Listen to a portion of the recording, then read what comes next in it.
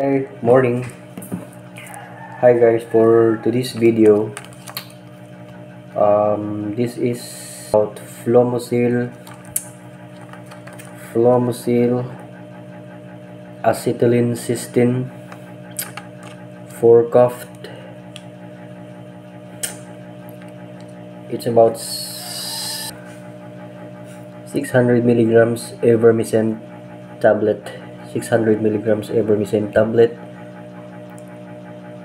for mucolytic and for cough. The right of using this, ang tamang pag-inom nito twice a day,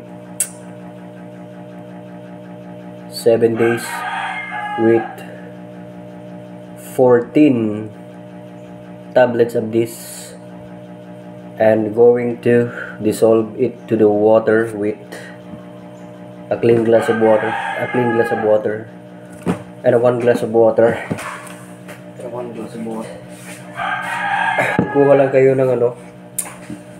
ng malinis na tubig sa isang baso, and then you dissolve this acetylcysteine flumosil mucolytic. Yan, this is the tablet. A cure remedy for only 7 days with 2 tablets a day, 1 per 1 day and 1 night, equivalent of 2 days na paggamit dito. Ito i-dissolve na natin sa water. Yeah, let's see.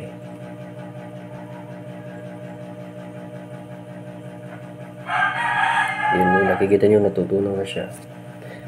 Takes a flumosil acetylcysteine twice a day, mucolytic for cough.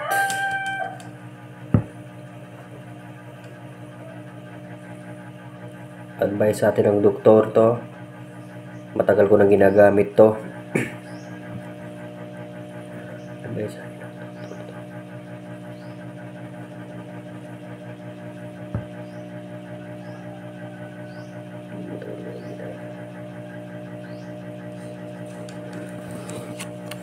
Remember, 7 days lang ang paggamit nito with twice a day, day and night.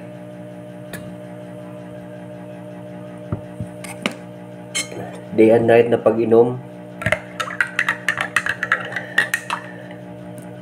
Day and night na pag-inom. And then majoration. This flumosil acetylcysteine. Flumosil. So inumin na po natin.